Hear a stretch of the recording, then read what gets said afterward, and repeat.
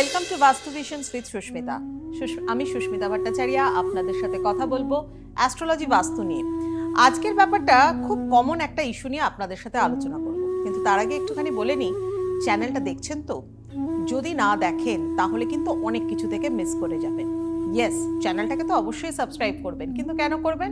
তার জন্য এই ভিডিওটা একটু ভালো করে ফলো করে নিন। যদি আপনার বাড়ির সদর দরজা ভুল জায়গায় থাকে তাহলে কি হতে পারে বা কোন দিকে থাকা উচিত, এটা অনেক মানুষের প্রবলেম এবং অনেক মানুষ এই কোয়েশ্চেনটা আমাকে করে থাকেন এবং ইভেন আপনারা কমেন্টস করে থাকেন বা অন্যান্য বিভিন্ন জায়গায় আপনারা প্রশ্ন করে থাকেন মিডিয়াতে। তো সেক্ষেত্রে আপনাদের উদ্দেশ্য করে বলি, সকলে যারা যারা প্রশ্ন করেছেন তাদের প্রত্যেকের জন্য আজকে কিন্তু আমি একটুখানি বলে দেবো। আপনার বাড়ির সদর দরজা বা মেন এন্ট্রান্স হচ্ছে এমন একটা জায়গা যেখান থেকে আপনি বাড়িতে ঢুকছেন, বেরোচ্ছেন, সমস্ত কিছু। এই যে জায়গাটা, এটা প্রপারলি যদি ঠিকঠাক মতো প্লেসড না থাকে তাহলে কিন্তু নেগেটিভ ভাইব্রেশন আমাদেরকে ঘিরে ধরে। বাড়িতে পজিটিভ ভাইব্রেশন, ওই মেন এন্ট্রান্সটাকে অনেকভাবে অসপিশিয়াস করে রাখতে হয়। তো সেটা আমরা কি করে করব? বা মেন এন্ট্রান্সের লোকেশন কোন দিকে হওয়া উচিত?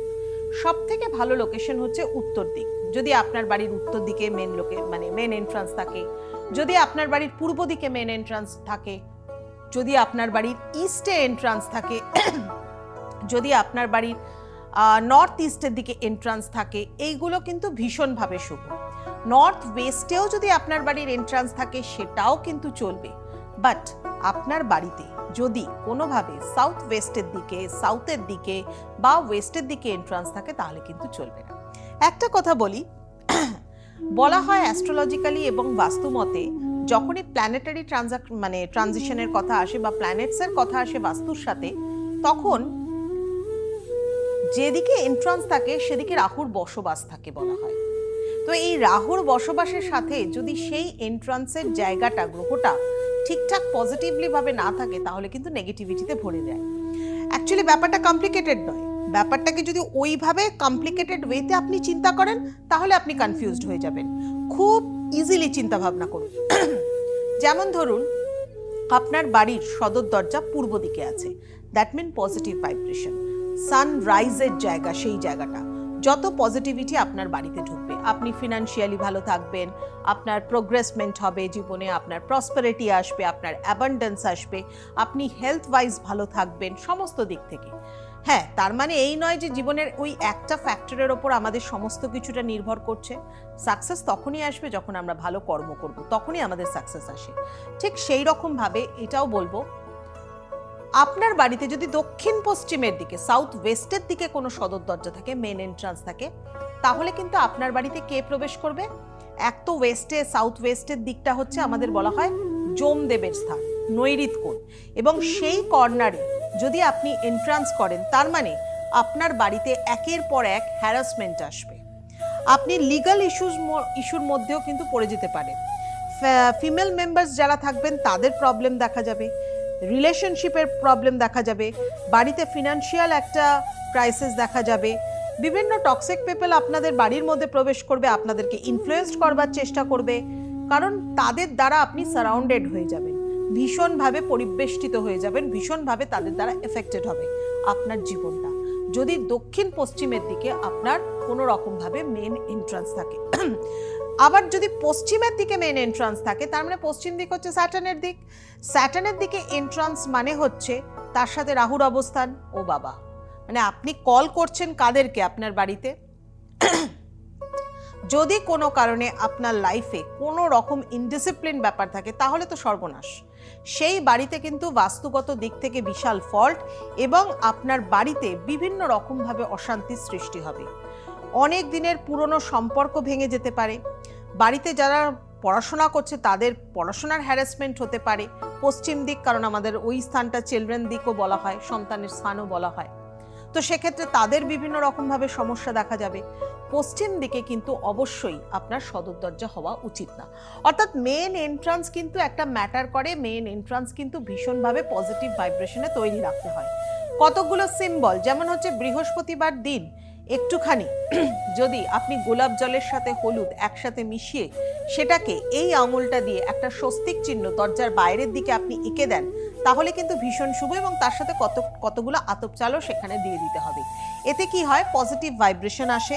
বা আপনি সদর দরজার বাইরের দিকে নেগেটিভ ভাইব্রেশনকে দূরে বার করে দেওয়ার জন্য সেখানে যদি একটি পাকুয়া মিরার লাগান, সাপোজ আপনার কাছে পাকুয়া মিরার নেই, একটা অক্টাগোনাল শেপের মিরার লাগাতে হবে। অক্টাগোনাল শেপ মানে হচ্ছে 8টা তার সাইডস থাকবে। অক্টাগোনাল শেপের মিরার লাগাতে পারেন।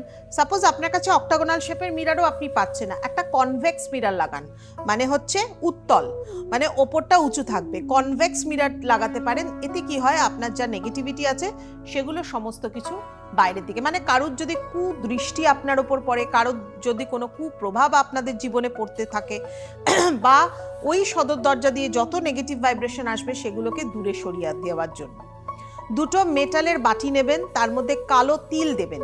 দুটো মেটালের বাটি, তার মধ্যে কালো তিল দিয়ে সদর দরজার দুপাশে রেখে দেবেন। এতে কি হয়, নেগেটিভ ভাইব্রেশন কিন্তু আপনার ঘরের মধ্যে প্রবেশ করতে পারবে না। যদি আপনাদের ওয়েস্টের দিকে বা সাউথ ওয়েস্টের দিকে কোনো রকম ভাবে কোনো এন্ট্রান্স থাকে, এগুলোকে মেনটেন করুন, দেখবেন অনেকটা ভালো রয়েছে।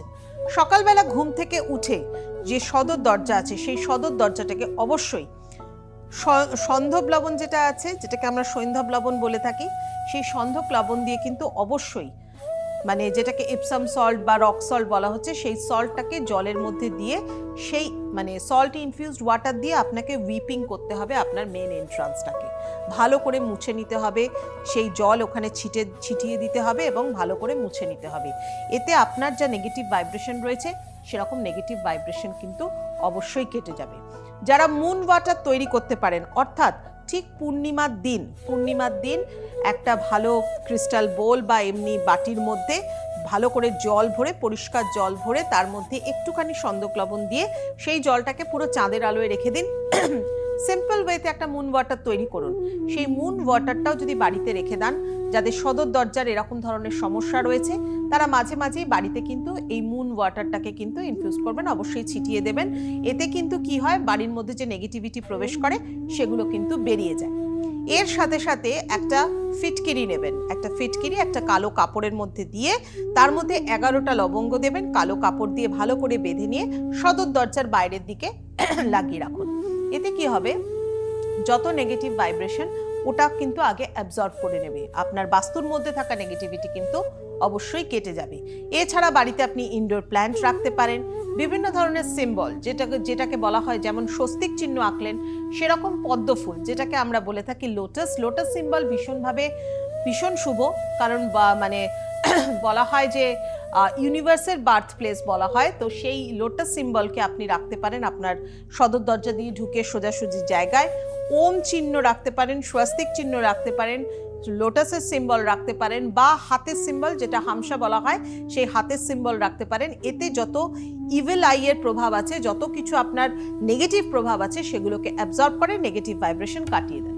আশা করি অনেক কিছু বললাম নেগেটিভিটি নিয়ে বা সদর দরজা নিয়ে, কারণ মেন এন্ট্রান্স আমাদের জীবনের ওপর কিন্তু একটা প্রভাব ফেলে। আর অবশ্যই একটা জিনিস মাথায় রাখবেন, মেন এন্ট্রান্সকে সবসময় লাইটেড রাখবেন, আলোয় রাখবেন, সবসময় অন্ধকার করে রাখবেন না সদর দরজার জায়গাটাকে, সেটা দরজার বাইরের দিক হোক বা দরজার ভেতরের দিক হোক, যতটুকু জায়গা সেই জায়গাটাকে কিন্তু, মানে সদর দরজা দিয়ে ঢুকে আপনার সামনে হয়তো স্টেয়ারকেস রয়েছে, সেই জায়গাটাকে আপনি একটা লাইটেড করে রাখুন, বা হয়তো সদর দরজা দিয়ে ঢুকে আপনার বাড়িতে একটা ফায়ার প্লেস রয়েছে, সেই জায়গাটা থেকে আপনি লাইটেড করে রাখুন, বা দরজা দিয়ে বেরোচ্ছেন যখন সেখানটাতে লাইটেড করে রাখুন। এতে কি হয়, নেগেটিভ ভাইব্রেশন কিন্তু অনেক অংশে কেটে যেতে পারে। দেখুন, আমরা তো প্রত্যেকটা মানুষই লজিক্যাল মানুষ, আজকের দিনে প্রত্যেকেই খাটাখাটনি করি, প্রত্যেকেই নিজের কর্মের ওপর বিশ্বাস করি, কিন্তু যতটুকু নেগেটিভিটি এইভাবে আমরা কাটাতে পারি, তাতে সিম্পল ওয়েতে, এর জন্য আলাদা করে আপনাকে কিচ্ছু করতে হচ্ছে না, সিম্পল ওয়েতে কাটান, মনের মধ্যে বিশ্বাস রাখুন, ভরসা রাখুন, এবং ঠিক যেরকম আমরা নিজেরা স্পিরিচুয়াল বাত নিই, সেরকম আপনার বাস্তুকেও কিন্তু সেই স্পিরিচুয়ালিজমের জায়গাটাকে ভালো করে বাস্তুর মধ্যে তৈরি করুন। দেখুন, আপনিও ভালো থাকবেন, আপনার পরিবারের প্রত্যেকটা মানুষকে ভালো রাখতে পারবেন। যাই হোক, এগুলো শোনার পর যদি আপনার মনে হয় যে চ্যানেলটাকে সাবস্ক্রাইব করবার দরকার আছে, এইরকম ভিডিওস আরও দেখবার দরকার আছে, তাহলে অবশ্যই চ্যানেলটাকে সাবস্ক্রাইব করে দিন। প্রত্যেক দিন নোটিফিকেশন পাবেন, নতুন নতুন ভিডিওস দেখতে পারবেন এবং সেটাকে অ্যাপ্লাইও করতে পারবেন, আগাম সম্পর্কে জানতে পারবেন এবং নিজের ম্যাচুরিটি লেভেলকে কিন্তু অনেকটা ইনক্রিজ করতে পারবেন। যাই হোক, অনেক কথা বললাম, আজ আসি এই পর্যন্তই। সবাই ভালো থাকুন, সকলকে ভালো রাখুন।